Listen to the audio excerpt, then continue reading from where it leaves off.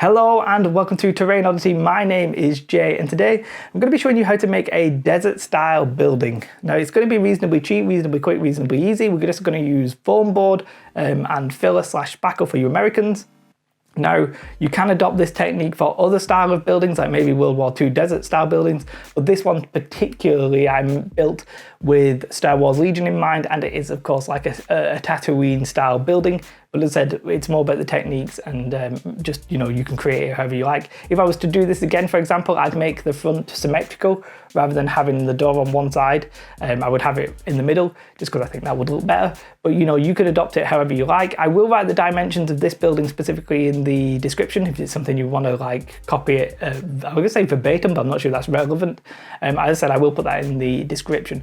But we'll get on to showing you how to make it. But before I do, big thank you to anybody who's recently joined on Patreon. You guys have, I've had quite a few people recently on Patreon, and a big shout out to you guys. Thank you very much for that. If you are considering supporting me that way, I can't thank you enough, basically.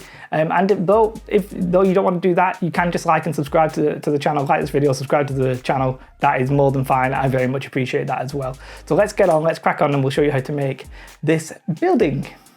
So let's get on to making this building. Now, I'm probably going to make this sound more complicated than it is because I'm going to be using the exact centimeters and millimeters that I used. Essentially though, we're just going to cut out foam board and build a box. You can build any kind of shape you like. I'm just going to give the dimension specifically of the building that I made. So just keep that in mind. The only real factor you need to consider is the width of the foam board. Because that is going to be relevant.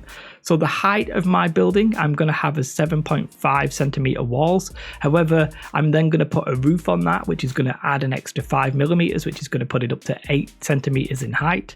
You don't need to know that. It's just that's the height that I use for my Star Wars Legion.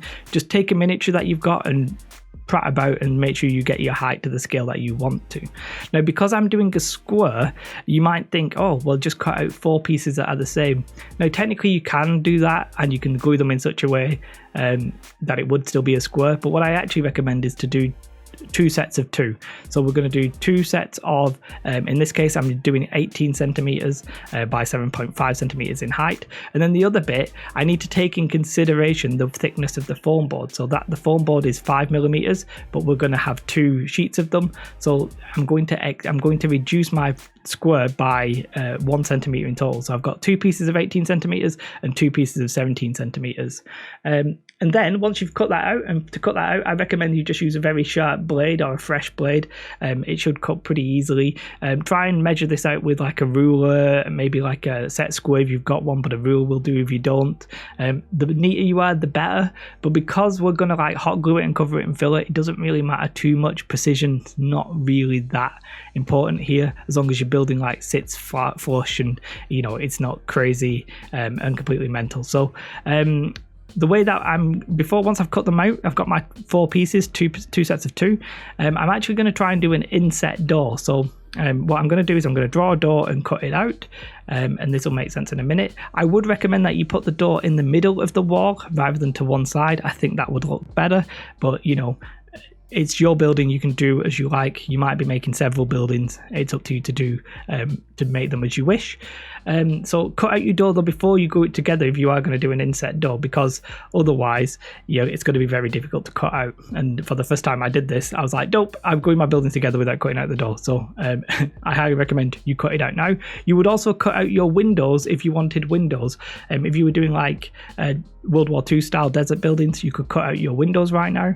And then to glue your walls together, which is what we're going to do next, we're going to start with the 18 centimeter one, and then we're going to glue the 17 centimeter walls to that, not on its edge, but so it's facing the long edge, not the very narrow 5 millimeter edge. It's the 17 centimeter part narrow edge is going to glue to the 18 centimeter long flat side of the wall, and we're going to just do them in like T's, and we're going to glue both the walls, and then the last piece is obviously then just going to fit on the end using I'm going to be using hot glue, as I said. You could use PVA, you would just have to wait probably 24 hours for it to dry, maybe use pins, etc.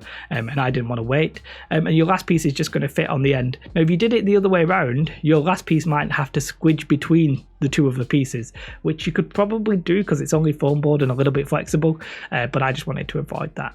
Once you've got your essential square base done and you've got your wall, your hole for your door cut out, everything's looking good.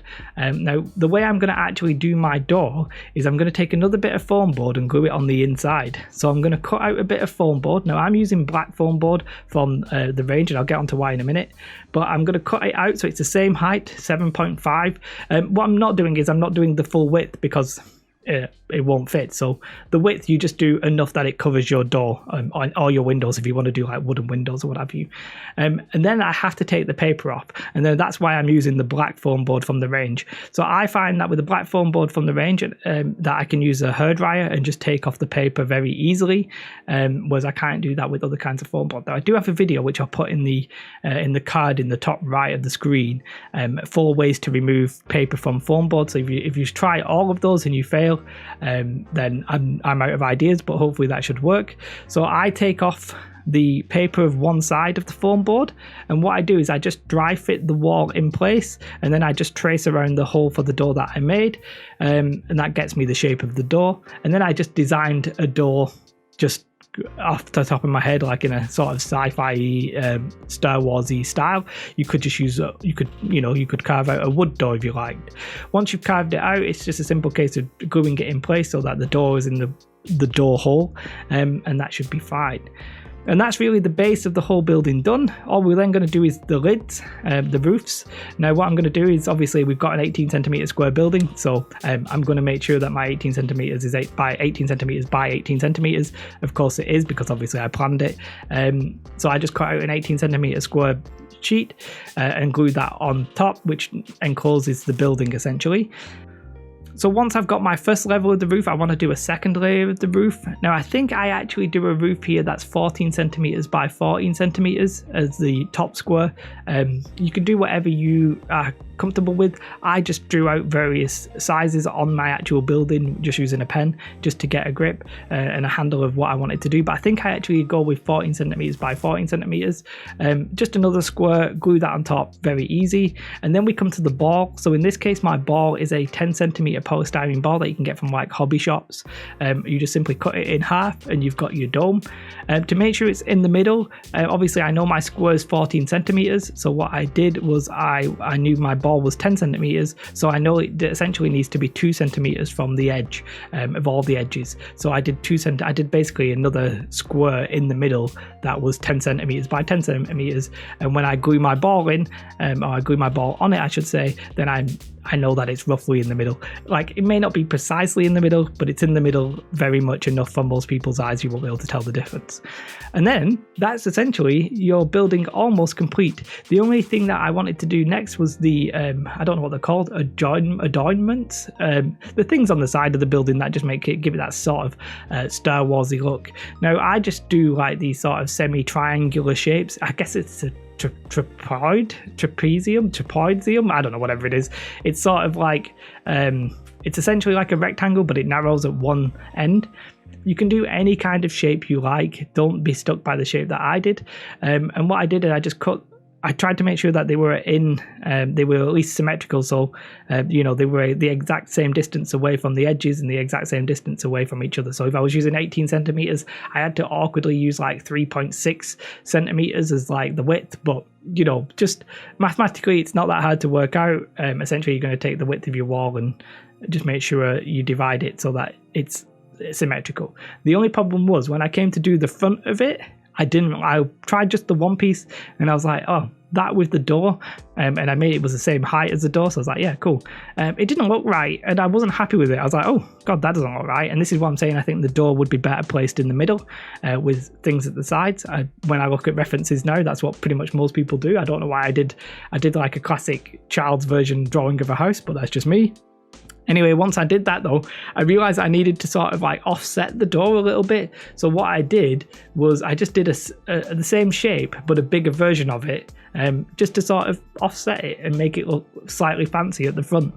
I could have done anything really, but I just decided to do that because it was easy and quick and pretty simple to do. And as I said, not perfect. I would have preferred the door to be in the middle, but meh, it's too late now. I'm not going to rebuild the whole thing just for the video. Just on my next videos, my next buildings that I personally make, I obviously will put my door in the middle. And yeah, so you've glued all them at the sides. You've basically, I did 6 of the same ones, and then the funky one at the front. And yeah, just glue them on. As I said, you can do any shape you like. Don't follow me exactly. And once you've glued all that on with hot glue gun again, you are essentially, you've got the shape, you've got your building. You're essentially done. And then the main thing we're going to do is cover the whole thing in filler, which I believe is spackle for the Americans, or maybe even wood wall filler, something like that. What wall compound, I'm not 100% sure, but basically it's just a white sort of like paste that you can spread over holes and it fills them up. In this case, we're going to spread them all over our building, ignoring the door, but it doesn't really matter if you get a little bit on it. And then the key thing here is not to do it too roughly. Like, yeah, we're going to spread it on, but I highly recommend you get water on your fingers and you just sort of smooth it in. You don't want like lots and lots and lots of texture.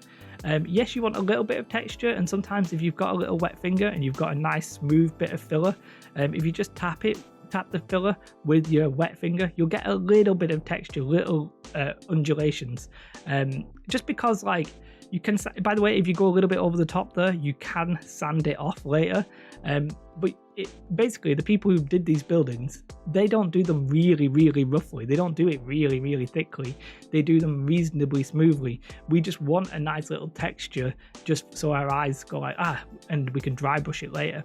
So you want some texture. You want to make sure you fill in the gaps, any gaps for like where the dome sits on the roof, or the gaps where the edges of the foam board are showing. Yes, try and maybe go a little bit thicker there, but really you want a subtle texture. Hopefully the video will do a decent enough job of like showing that. And you're going to want to let that dry overnight. Now, I actually missed some places. For example, I didn't get the whole of the ball, but you want to let that dry overnight. And then just for speed, you can just do like a bit of, you can just go straight in with the paint once it's dried. I sprayed it with just this like a leather brown from Army Painter. I don't recommend you do that because spray will melt foam. So unless you're very careful, you could melt your door. And what happened to me was, so I didn't get filler all on the dome, and I actually melted a bit of the dome. Not my brightest moment, but there you have it. And I just did that just to sort of try on video so I could show you the textures a little bit better. Not sure how that's going to show. To paint it though, as I said, once I've primed it, but you don't necessarily have to, I'm going to go in with a color matched dark sand from Vallejo, but basically it's sort of like a Zandri dust kind of color, like a brownie-ish yellow. And then I went in with a color matched pale sand from Vallejo, which is basically just like a very lightish yellowy buff titanium kind of color. And I'm just going to dry, once the dark sand is dried, I'm then just going to dry brush it with the pale sand.